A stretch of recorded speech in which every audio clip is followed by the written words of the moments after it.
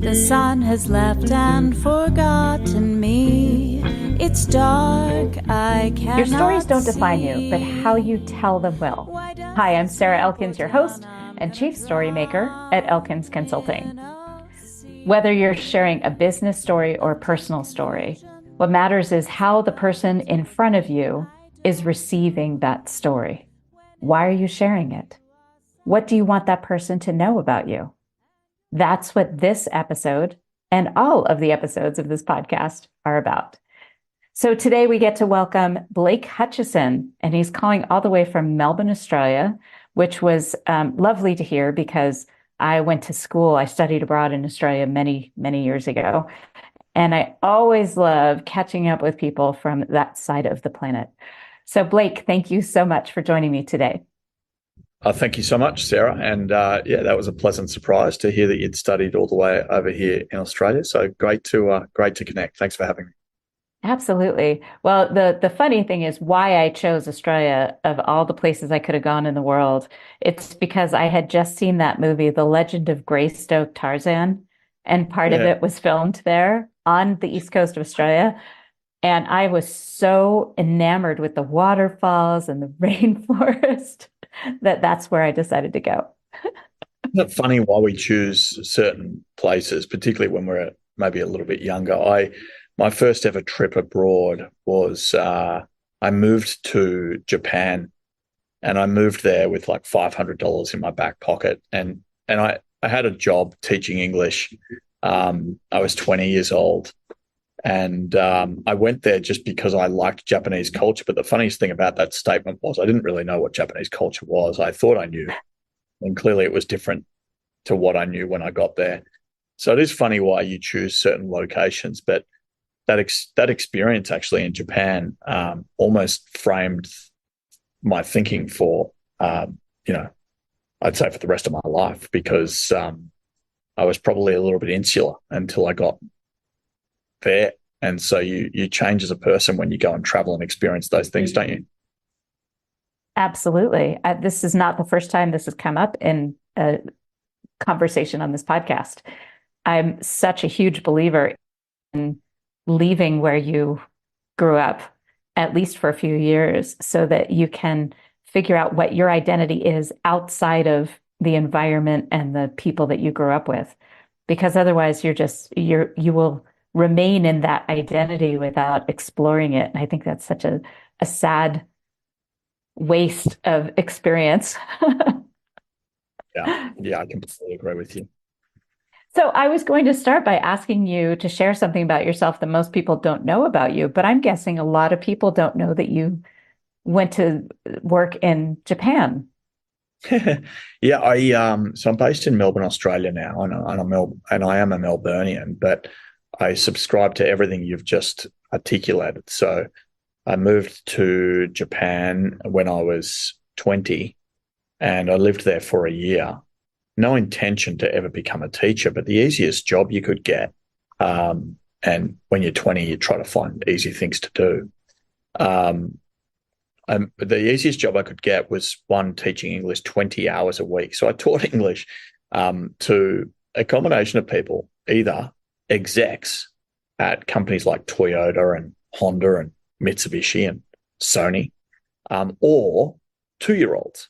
And so like which sometimes are very similar. Lesson was like an hour. I think it was 45 minutes long, actually. And so you'd go from having sort of conversational English with an exec who clearly knew how to speak the language, but wanted that conversational capability, all the way through to whacking a poster of a green frog and yelling out green frog as you tried to teach a 2-year-old their first words in English. It was quite a dynamic experience now that I think back on it. And then I moved to San Francisco for 6 years. So I've certainly had my fair share of living and experiencing different places, and boy, oh boy, it's the right way to do it. Totally agree. I think every person should have to study somewhere else for a minimum of 6 months outside of their country, preferably where they don't speak the language, which I didn't do. But I have to say, when I got into the outback for a little while for a couple of day trips, it sounded like a different language. So didn't always understand what was being said. But I also, I'm a big believer in people trying working at a restaurant for a year and in retail for a year, so they really get a feel for what working with the public is like. I think you develop so much more empathy and compassion for the people around you when you do that. Yeah, I think so. Hospitality and retail are two of the most underrated professions when it relates to being able to apply a customer-centric viewpoint later on in your career, should you say choose a career in like consulting or an agency environment, or here like in a flipper type environment where it's a tech business building product for a customer type. You develop an empathy for customers because you're so close to them through the retail and hospitality contexts. And certainly, I was working in a sports shop selling people running shoes. And so, people would come in and they'd want a pair of shoes because they looked a certain way, but their feet operated in different ways. You'd have to recommend a different type of shoe, even if they didn't like the look of it. And you learn so much about people and so much about presenting them what they want, but also what is right for them through that experience, that I think you can genuinely apply that experience later on in life too. Pretty much everything you can apply that to. I think even to having children, you can apply, and the same goes for having children. You can apply what you learned from that experience into everything else in your life. And definitely compassion plays a role in that. So this leads me perfectly into kind of where I wanted to go with this. When you have had experiences where you were hiring people, is there somebody in your head that you knew had that kind of experience, that retail or hospitality experience, that maybe didn't have the qualifications on paper that the position really was looking for, but you just knew because they had this other experience that they would be able to do the job and do it well? Yeah, I'll give you a couple of examples. One, I can think of countless people who have hired into sales roles where they have either worked or not worked based on their prior experience. And so let's, for argument's sake, look at a very high functioning, high achieving student out of college or university, as we call it here in Australia. They'll come and present the best marks. They'll come and present the subjects, courses, etc., that they have completed. And then let's compare that same person to someone who has maybe not excelled at the same levels, but has experience in hospitality or retail, and then put them on the phone as an SDR. That's what we call a sales development representative, or a BDR. So SDR tends to be inbound, or a BDR, which is business development representative, that tends to be outbound, and test them against that same person who has applied for the job with those excellent university credentials and acumen. And I will almost put my house on the fact that the person in retail or hospitality can outpace them. I actually have lots of those examples. To take it a slightly different way, I have a really nice story of someone who I knew had the work ethic, but also the skill set to be really special in our workforce. So our chairman was filling up his car at a local 7-Eleven. Now, here in Australia, it might sound weird to you over there in Montana, but here in Australia, 7-Elevens are also gas stations or service stations. I'm not sure if that's the same over there. But anyway, it's where you fill up your car. Mm-hmm. And so he'd met this individual multiple times, and this individual was completing a Master's of Business Analytics or Data Science. And this person was not from Australia. He was from India, and he couldn't find any employer to give him a shot. So he'd been working in the service station. And every time our chairman drove into that service station, this individual would start a conversation. And then this individual ultimately said, "Andrew, can I ask you what you do for a living? I've now met you multiple times. You've come to the gas station. And if you wouldn't mind, can I tell you what my skill set is? Because it's not filling up cars." And so Andrew met this person and rang me and said, "Blake, I know the exact type of person you like to work with. You like to work with the person who has the theoretical capability matched with the hustler mentality. And I said, yes, please. And he said, well, I've got just that person. And this person who's now worked in our org for 3 years, this person is arguably one of our single most dependent people. In other words, we are all dependent on him to do the work he does as a business analyst and data scientist. Never lets us down, hustles whenever required. We can throw any report, any data science, any ask at him, always going above and beyond. We've worked with other people with the exact same qualification who don't come from the as humble, as hustler background or beginnings, who just don't give us what we want at the speed or at the level of with the level of passion and enthusiasm. And that, to me, is a function of where he's come from to be able to achieve what he's now achieved. Mm-hmm. That story is so important for people to hear. I remember when I was in restaurant industry, I spent over 10 years waiting tables, cocktailing, bartending, whatever. And I remember one of the other servers at one of the restaurants where I was working was just kind of putting in the time. She just didn't care that much. It was just a job to her. And she said, I don't understand why you put so much into this, why you're always so nice to everybody. And you're always just, moving, doing stuff. And I said, I never know who's going to be in here and what opportunities I might be making for myself by showing up the way that I do. Yep. And she didn't get it. I was so surprised by that. So care and customer empathy will go a lot further than IQ, in my opinion. And so we can call that it. And so, we had an example where someone was selling an asset on Flipper for $500,000, so $500,000. And someone in our sales, post-sales team, which basically handles the escrow and the trust account so that the money is transferred securely, it's recognized, eyeballed, and then is transferred out securely to the person who is meant to be the recipient of it, said, I'm too busy. I refuse to call this customer. And I was like, so just to be clear, you're too busy to help someone out who is about to have their first and likely only ever exit event. You're unwilling to spend an extra 5 minutes of your day welcoming that person to the Flipper escrow experience because of how busy your day has been. And after I explained it to him that way, he ultimately went and did it, right? But it was a function of, I'll first think about how much time I've put in versus thinking about what that customer needs from me right now. And that little bit of extra care and empathy ends up giving you a bit more willingness and want to help a customer too. And so that can be missing sometimes, but when it's there, it's really powerful. So is this, I have to ask this, and hopefully this person listens or doesn't listen to this, depending on how this comes out.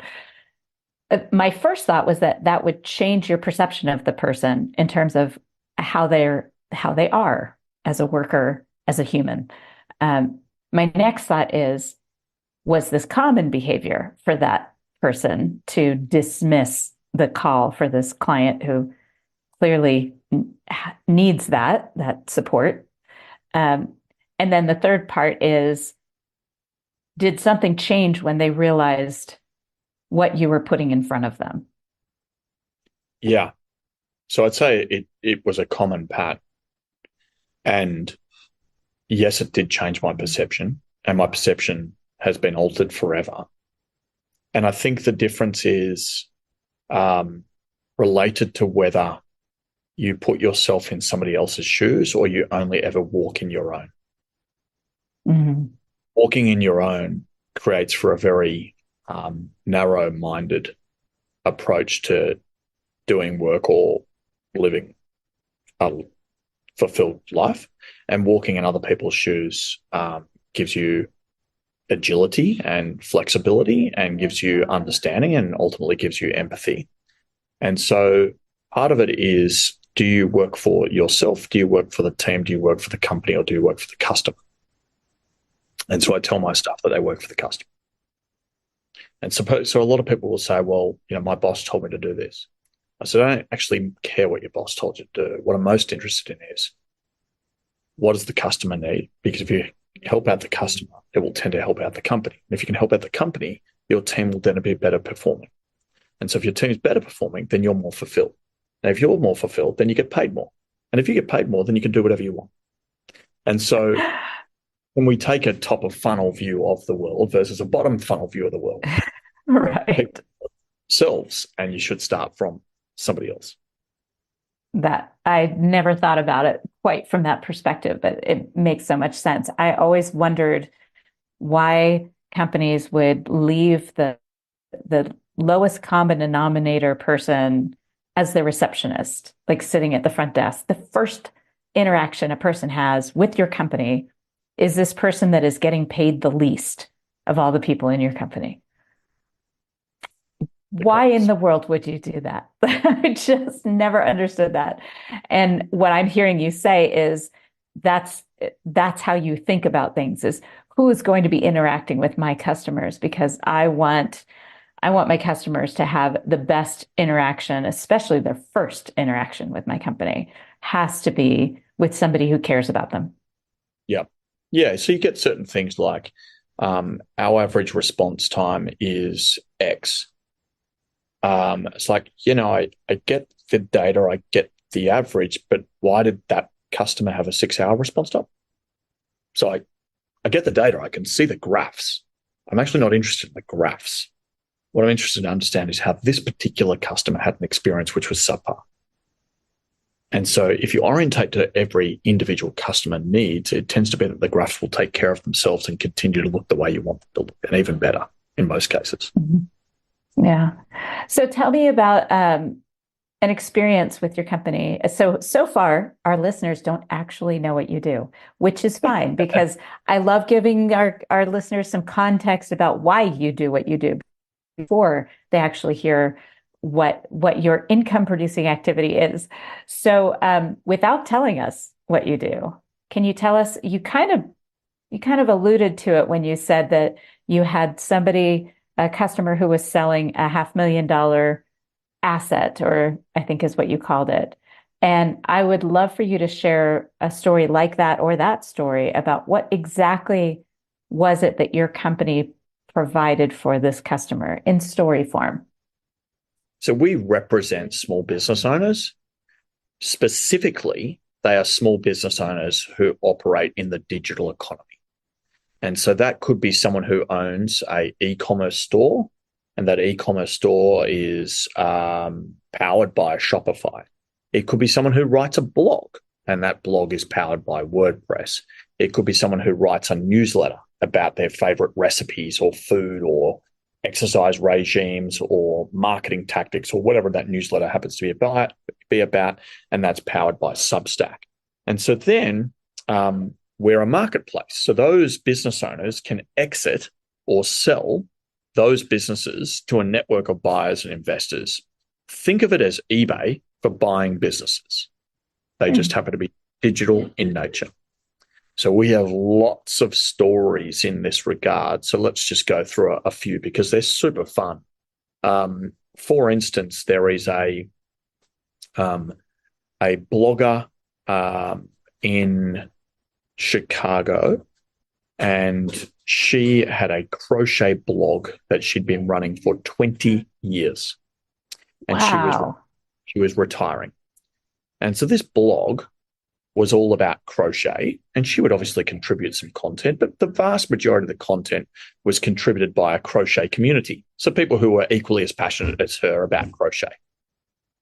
And so obviously, as she moved to retirement age, or maybe even beyond that, she started to think about, okay, well, for 20 years I've operated this blog, presumably it's worth something. And in fact, most of the time it is.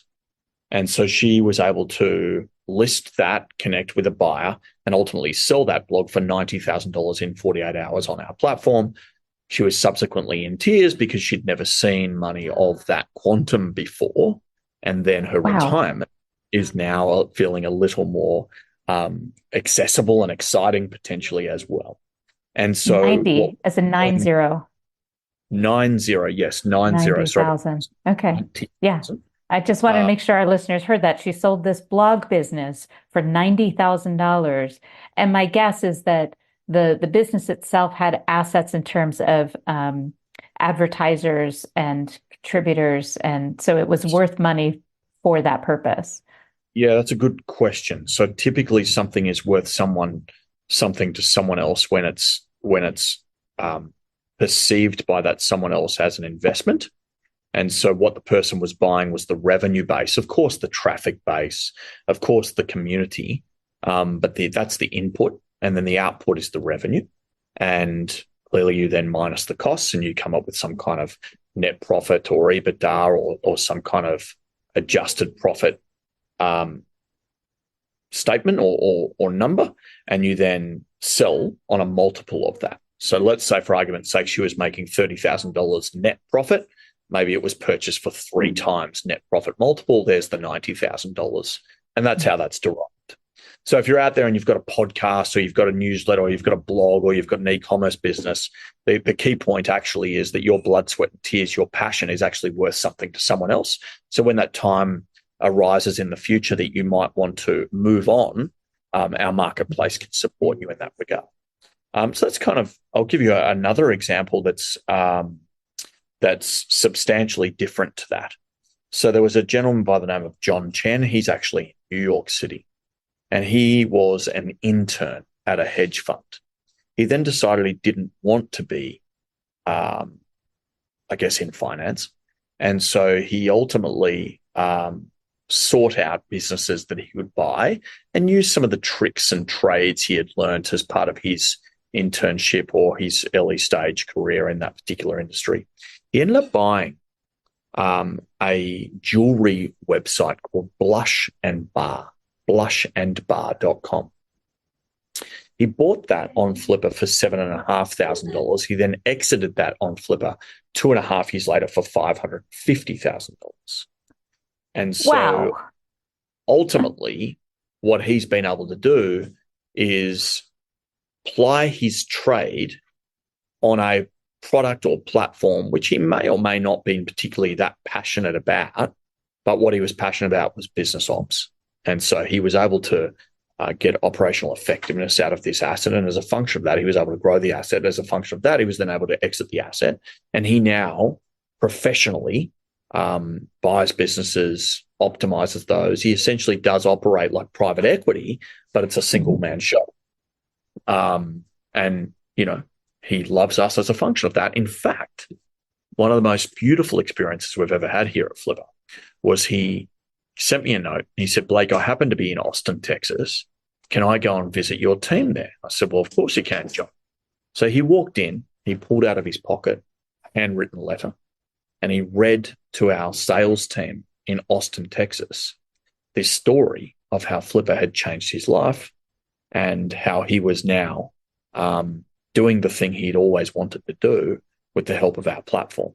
And so, you know, you've got the passionate crochet individual on one end, and then you've got the business maker ops expert on the other end. Regardless, they're having good experiences on the platform, achieving what they've set out to achieve. And so it kind of happens in multiple areas. Someone's passionate about a business model, so they'll buy something. Someone's passionate about a particular topic. There was a blog, like a content site called Theatre Nerds, and it was about Broadway and off-Broadway. And the gentleman who owned it, he was going on to do his MBA at Columbia, lucky gent, and he then decided to list that asset on Flipper for sale. I must admit, I can't remember the price, but it was, you know, between $100,000 and $200,000 or something like that. And he wasn't responding to the buyers. And I happen to be in New York, and I'm based in Melbourne. And I was like, I'm actually just going to call this guy and introduce myself. And what I'm going to say to him is, you've chosen to use our platform, and there's a lot of interested people, and you're actually choosing not to respond to them. And I'd just like to know why. So I called him up and I said, Blake Hutchinson here, CEO of Flipper. Hope you're doing well. I noticed you've got an asset listed on our platform, and you've got, 25 interested parties here, and you haven't responded. And he said, oh, look, Blake, I'm just so busy preparing for my M&A. And I said, well, look, it may be a lot easier to get through your MBA if you get an exit between $100,000 and $200,000 in the next sort of 30 days. And he said, yeah, good point. And I said, just spend the next, day responding to all of the interested parties there, and let's see what comes of it. If nothing comes of it in the next couple of weeks, let's remove the listing so that we don't bother the buyers and they think they're inquiring on something that isn't actually for sale. Anyway, he sold to an actor. And so the actor was super passionate, obviously, about acting. The actor was super passionate about Broadway and off Broadway. And the actor was like, I love this. I can buy this asset. And while I'm looking for acting gigs, while I'm trying to find my mark as an actor, I've actually got something in an industry that I'm passionate about and know a lot about. And so he found his pathway to Flipper as a function of wanting to go and do an MBA. And the buyer found their pathway to a new business that they now own as a function of being passionate about acting. And so we love those stories, of course. Of course you do. That's great. I love hearing the differences in why people get into looking at this as an opportunity, because it's not something I would ever have thought about. And I remember when I received the request to be on the podcast, I was thinking, what even is this? And I looked at the website and I still didn't understand what it was. And I always thought of myself as, kind of clever, but I'm looking at this going, okay, I'm not sure what this is about. And those explanations make so much sense to me. So thank you for sharing those stories. Yeah. So imagine it as, so there's a lot of people in the world who trade stocks. Mm-hmm. And so just as imagine it as a trading platform for small businesses. You're not trading a big stock, a portion of a big company. You're trading a large portion of a small company. Right. That makes so much sense. So I just interviewed my brother on this podcast. The first time, 300 and something episodes, I finally interviewed him. And one of the things I asked him was, where do you see your role in the company over the next 5 years? Because he owns a social media strategy company in Denver, and he has, a dozen employees or something like that. And he said he doesn't really have direct contact with clients so much anymore because his staff is amazing. They do fantastic. He's trained them and they do what he would have done. And he has a structure and manages learning and growing because social media is always changing. And he said that his goal is to make sure that his staff own what they're doing, love what they're doing, and grow into the next roles that they want in the organization. So my guess is that because you are the CEO of the company, that you are in a similar position where you're not necessarily doing direct contact with clients. So when you think about nurturing the people around you, what is one experience you had recently that you walked away from feeling really satisfied? Like you were meant to do what you're doing right now. Yeah. I'll give you unfortunately a long answer. So the first part of the answer is that's okay. This is all about stories. It's all good. I still do have contact, and there's a few reasons for that. So we're what you might call a venture capital backed scaler. And so we're always trying to change the way our business operates to get more out of the company, grow faster, and appeal to a bigger base of customers. And so I'm always managing one account at any given time. And that keeps me close to the tools. And so behind the scenes of any given account is what we call the deal room. And in the deal room, you've got your buyers, you've got the due diligence materials, you've got some AI playing out where it matches up programmatically and those types of things. And being a party to that as the CEO enables me to be a participant when the advisors or customer success team are assisting our customers, or when the product team needs a feedback loop. I can be party to those conversations, which personally I like, as well as I think I still need to do. And then there is the piece where you're able to be good at capital allocation and then stand back from that and see how that's actually played out and worked for you. So I would say the best example of that right now is we chose to expand our organization into Europe. And so that has been one of the cases where it's been very hands-off. It's been a function of saying, well, here I clearly am in Melbourne. I clearly don't understand the European market to the levels and capability of anyone who we've recruited and now based there. And we need to give them the capital. We need to give them the confidence, and we need to give them some feedback around strategy, but essentially it's their market to grow. Now, that's now our fastest growing market, and it's now our second biggest revenue generating market. And that's a function of simply moving from an organically organized, organically managed part of our marketplace to a marketplace that is now got 5 dedicated people running the European function. They know buyers in that universe. They've been pitching to sellers in that universe. They are a feedback loop to the product team in that universe. They're hosting meetups in that universe. They're doing all of this stuff. And so it's been a very proud moment to say, well, we can tackle market expansion. We can go hands off. We can recruit talent in those areas and say, you own Flipper in those areas. And we can see our company thrive and grow as a function of that. And that's been really satisfying. I am sure. Are there particular people that pop into your head when you think about that? People that, okay, I would love to hear that. Yeah, so I think that first and foremost, you need to get someone who, you trust on the ground, who's going to represent the organization the way that you have set out for that organization to be represented. And then you need to give them the leg rope to obviously represent the organization the way that continent or that geography needs to be represented. And so we recruited a gentleman by the name of Ben Gould, and he's our commercial director based in Amsterdam.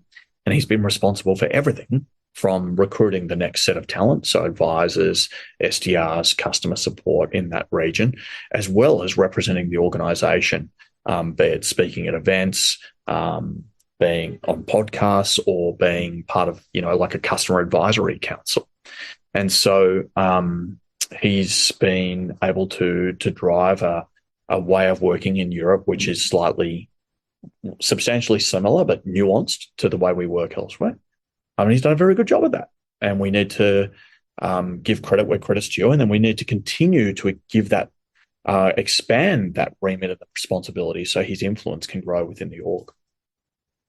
So how did you learn that? Because this is not something that just happens as a manager and leader, that you have first of all, the clarity of who to hire and what they need to be, but also that ability to nurture somebody, knowing that they don't necessarily have everything that you need from them when they first start, and the patience that it takes. What was your experience? Either many of us learn the critical lessons from the worst managers we've experienced, but sometimes we learn from the best managers. So where did that come from? Because it didn't just show up for you. I think there's a couple of things. So I've learned over time to be less focused on people's weaknesses and more focused on people's strengths. And so can we isolate what people are really good at and then direct them to use those skills? And can we isolate what they're less good at? And whilst acknowledging them and hopefully over time, improving those weaknesses in such a way that they might become strengths, be less focused on them, frankly, because in time-poor environments like venture-backed scale-ups, you're actually better off not getting someone to do something that they don't know how to do or they don't want to do. You're better off getting to do the things that they want to do and they're really good at. And so part of it is saying, well, who did we get and what are they actually good at? And then saying, okay, well, we'll let you do that bit of it. Mm-hmm. And that's a muscle that we've got to flex. I've got to flex that a lot better as well. Because you can say, well, all right, well, you're in charge of Europe, so can you go and do this? Because that's implied as part of the job. Where did you learn it, though? I mean, it's not something that just came to you, right? It's mistake making. So you have to, like, people will say, but Blake, what if this is a mistake? I'm like, how great will that be? Won't that be awesome if we stuff this? And they're like, what are you talking about? I'm like, well, we're picking these things we're going to do. We clearly can't do them all. So let's find the first one that we're really bad at and then drop that. And then find the first one that we're really good at and intensively go after that one. And so part of it is being hungry for change so that you can discover fast enough. And so I say to people when they're interviewing at Flipper, do you like change? Just generally in your life. Like, do you like change? And some people don't like change. How many times have you moved house? Never. How many times have you gone abroad? Very few. How many times did you change school when you were a kid? Because actually you weren't in control of that change, but it can sometimes build a resilience and adaptability in an individual if they've gone through those experiences at a young age. So if we find out that someone hasn't experienced change a great deal in their life, they're highly unlikely to be a good fit for our organisation. That's doing them a favour and it's doing us a favour too, right? Because we're change heavy. And so we have to get people in the organisation who are change heavy. And if we can figure that out, it tends to mean that we can flex our muscles a bit quicker. So what was the story of a bad manager that you had that you learned a lesson from like this? Because I think a lot about that. I worked in a place where this person was just mean. She would say cruel things. It was one of those lessons that I thought I will never be that boss. And I can tell you that a few years later, when I was managing somebody, I noticed something similar come out of my mouth. And I immediately apologized and said, oh no, I didn't like it when that happened to me. I'm never going to do that. So what was your experience like that?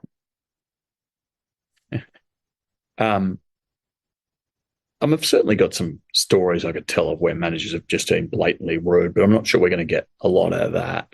I think there's kind of three types of people.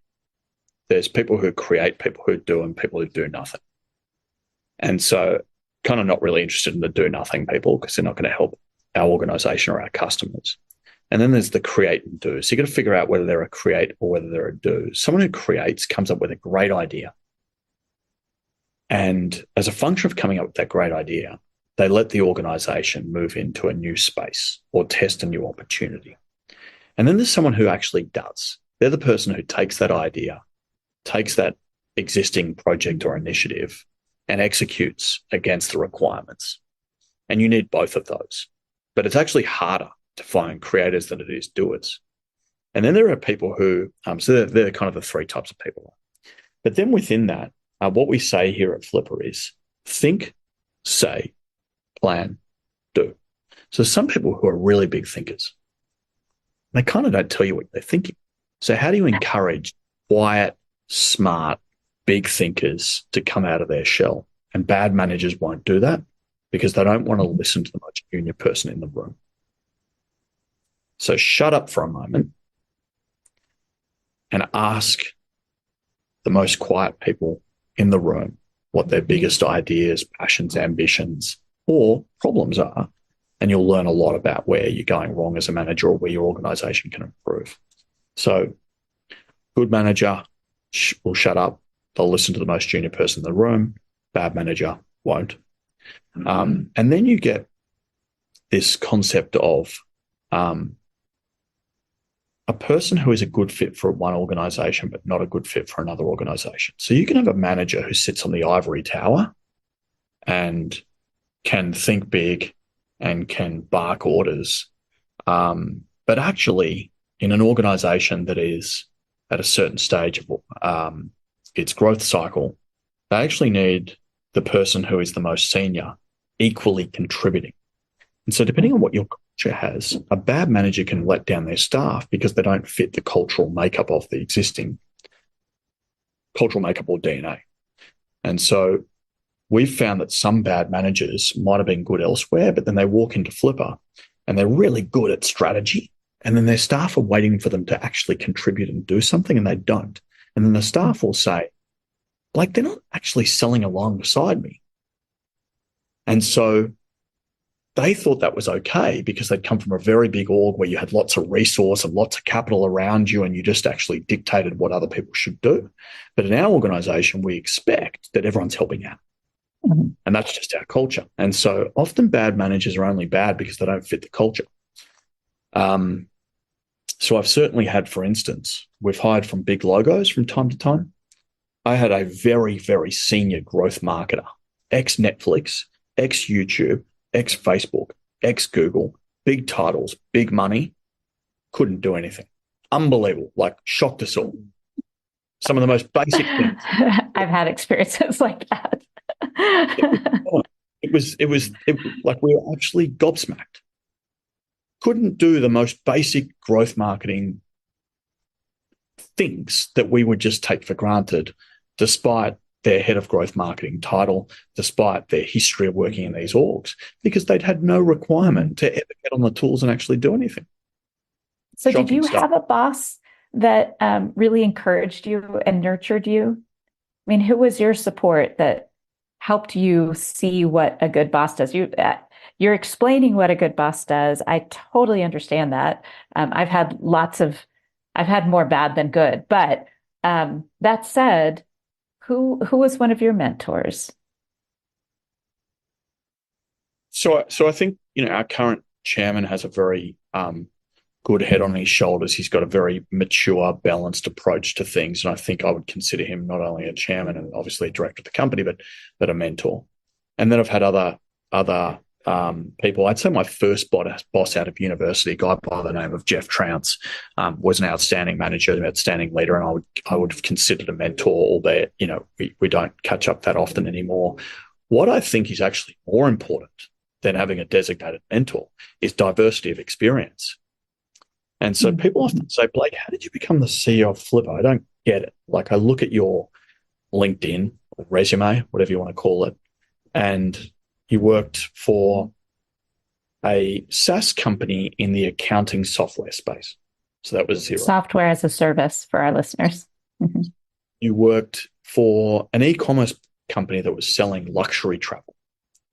You worked for the largest travel guidebook publisher in the world, that's publishing, Lonely Planet. You started your own marketplace for specialty food providers. How? I don't get it. And you know what's amazing about that is you get diversity of bosses, diversity of managers, diversity of people, diversity of business models, diversity of categories. You become quite well-rounded because you just pick and choose the best of all of them. For sure. For any given circumstance or situation. Whereas some people apply for a job and you've got, well, all I've done is work in this for this period of time and I've been promoted every step of the way. But then when they step into a new environment, they don't have the diversity of experience to provide the best viewpoint. Absolutely. I keep coming back to your chairman and his finding this young man at the 7-Eleven service station. Yeah, it's the best. It is the best. And the reason I come back to that is that a lot of times in my keynote presentations, I will say the stories that you tell about other people say a lot about who you are and what you value. And one of the stories that I like to share is very similar to that, where someone was telling a story as a keynote. I got to do a breakout session right after this, so it was a really easy turnaround. And it was young adults for the AmeriCorps in Vista here in Montana. And the keynote had told a story about a governor that he had interacted with that I had never heard of. And probably most of the young people in the audience of 300 or 400 young people hadn't heard of this person. But by the end of the keynote, everyone had this person's character in their heads about what a generous and thoughtful and kind person this was. So as I was talking to this group and doing this exercise in the breakout session about storytelling, I said, okay, I want to hear words to describe this man that the keynote, and I said his name, was talking about. Remember, he told this story about this governor. what are some of the words you'd use to describe him? And they were saying things like generous and inspirational and motivated and ambitious, like all these wonderful, huge value words. And I said, wow, that's amazing, because what you're saying here is you're describing this man you've never met before. All in these huge, important words, all based on a story that was told to you 30 minutes ago by someone you've never met before. Yeah. So this total stranger tells a story about another total stranger, and suddenly you have this stranger in your head as being magnificent, really. And as you told the story of your chairman, I'm thinking, oh, I like this man. Oh my gosh, I would be friends with him. I want to meet this guy. So I would love to hear another story like that. Like the way that you talk about other people says a lot about who you are, and the way you told that story was really meaningful to me. Do you have more stories like that we could wrap this in before we wrap up?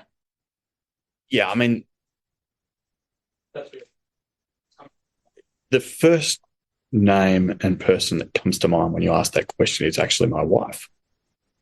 So, I hope that's appropriate. But, at the end of the day, she's a Mexican-American woman who has achieved a lot in her life, having come from very little.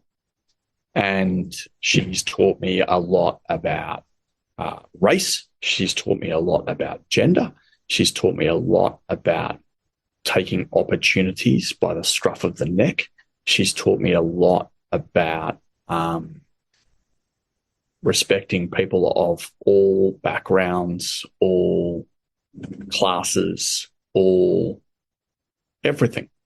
And so part of that is she's just got a warm, welcoming demeanor to her. So if you can open yourself up to people, you tend to benefit. And so when the phone call comes from the chairman that says, I've met this guy down the street at the local gas station, are you willing to speak to him? I know lots of people who would not have received that phone call in the first place because people would perceive them to be closed down to that idea. It's too hard. Right. And so I guess I'll combine the two of them, and I would describe that as being nice, being humble, and being smart. And so if you're nice, people will gravitate to you. If you're humble, you'll tend to take on more knowledge. And if you're smart, you'll tend to apply all of what you've just learned to new context. And so that tends to... Absolutely. I love that. That's perfect. That's exactly what I was looking for. How did you meet your wife? Was it when you were living in San Francisco? Oh, Sarah, that's just like the most non-romantic circumstance. It's a bar in San Francisco called Left of Albuquerque. I've heard of that bar. It's a Saturday. I'm sitting at the bar and we said hello. It's actually just not a romantic story, but she's a beautiful human. I would say that's pretty romantic. To meet at a bar, unexpected. It's not like either of you went in there anticipating that you would walk out with your future spouse. No, that's true. So that can be a romantic story. We'll just have to find the way to frame it. That'll be a good challenge later on when we talk again. Okay, well, let's come full circle. You studied in Japan. You clearly understand how travel and experiencing a lot of different things can make you not only a more compassionate human, but also better at whatever you choose to do. So when you think back on your time in Japan, I know when I think about Australia, there's an image that pops into my head immediately of, this is kind of funny. It's a picture of me holding a koala at one of those places where you can do that. And the reason that picture comes to my head is because I sent it to my grandmother, and she had it in there until the day she died. It was in her place. So for some reason, that's the image that pops into my head. What's your image of Japan? Wow, it's a great question. I'd actually say the image of Japan that I have is people. So, as we all know, it's one of the most populous, well, Tokyo, one of the most populous cities in the world. And so I can't escape that image of walking to work each night across the Shinjuku or Shibuya, one of them, crosswalks that is famous, on my way to the office, just being completely overwhelmed, but also excited by just how many people were around me. I love it. Oh, that's so great. I love that. And I now have that image in my head. There's a show called Midnight Cafe that takes place in Tokyo. Have you seen Yep. that? Not. Oh, highly recommend it. And that crosswalk is in that movie. That's that famous place that they show in movies and TV shows all the time. So that's perfect. Blake, thank you so much for this conversation. It's been really an interesting conversation. I know that our listeners will be very curious to check out the website. Is there anything you would want our listeners to know before we wrap this up? No, Sarah, thank you so much. It's been great to tell the stories, but obviously for the entrepreneurs and business owners around the world, please do check out Flipper. We'd obviously love you to do that. But thank you so much. My pleasure. So listeners, the links to Flippa and to connect with Blake will be on the show notes associated with this podcast at elkinsconsulting.com. Listeners, now it's your turn. What did you take from this conversation? Was it something about wanting to travel? Do you have the travel bug again? Was it something about a new business or an idea you have that maybe you need to take that next step because thinking about it isn't going to start it? And who are you going to surround yourself with? Because if you're a thinker and not necessarily a doer, you need some doers in your circle. I would love to hear your thoughts in the comments. Please don't hesitate to reach out. Thanks for listening. Smile, what's the use of crying? You'll find that life is still worthwhile if you just smile.